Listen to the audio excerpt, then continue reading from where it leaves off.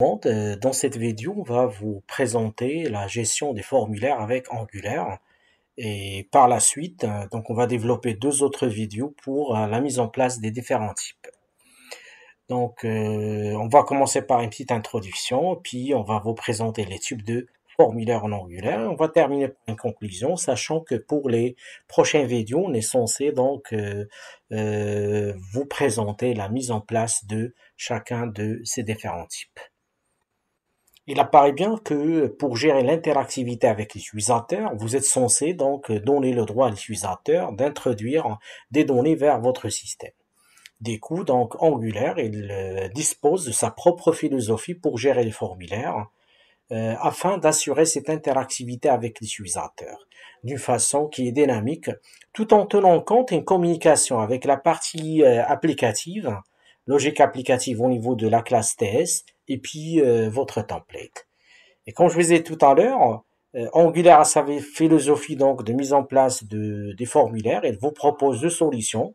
Ben, il y a les formulaires Template Driven Forms et puis les Reactive Forms.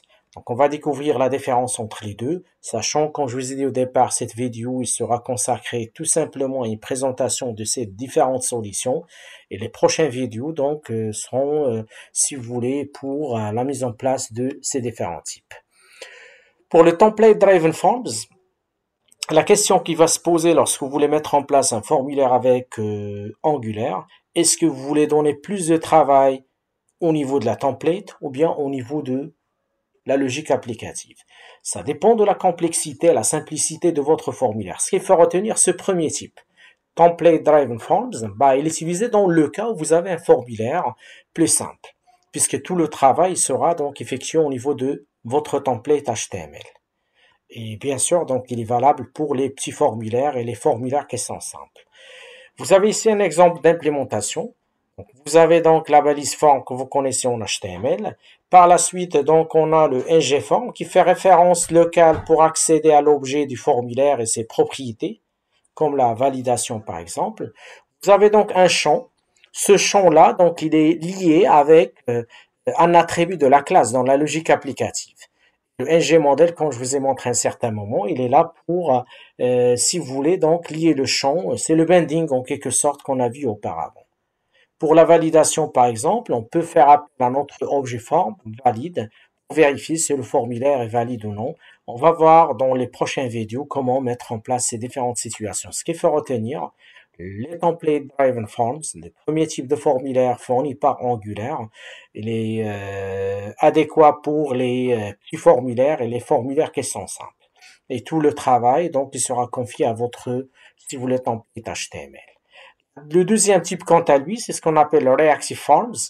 Bah, ces formulaires sont plus puissants, ils sont gérés par votre classe TypeScript, ce qui les rend plus flexibles et mieux adaptés aux formulaires complexes. Dans le cas de complexité d'un formulaire avec un temps de contrôle et de composants, alors vous êtes censé le confier à Reactive Forms. Pour l'implémentation, bah, vous avez un travail qui sera effectué au niveau de votre page HTML. Par exemple, ici, je vais demander de remarquer la présence de form group, qui représente un type qui va assurer la communication entre cet objet ou bien ce composant au niveau de la template avec l'objet équivalent au niveau de la logique applicative. Et vous faites la liaison entre les champs de votre template, les attributs de votre classe S par le form content name. De toute façon, on va découvrir lors de la mise en pratique toutes ces situations-là, quoi. Par la suite, vous avez donc l'implémentation au niveau de test, au niveau de votre classe, là où il y a la logique applicative. On fait appel à, donc le form, ça va être un attribut de la classe qui communique avec cette composante formulaire, qui est de type form group. Là, vous allez mettre en place la liste des différents champs, quoi. On va lui dire que le formulaire est de type un groupe d'éléments. Le premier élément name, il est de type form control. C'est un composant qui ne peut pas être sur lequel on applique le validator, ce qui peut être vide, mais qui est obligatoire en quelque sorte. Pour valider et contrôler donc dynamiquement et réagir d'une façon dynamique avec votre formulaire, on peut faire appel à notre form value changes qui sera déclenché s'il y a un changement des valeurs en se basant sur des observables qui sont implémentés au niveau de ce type de formulaire.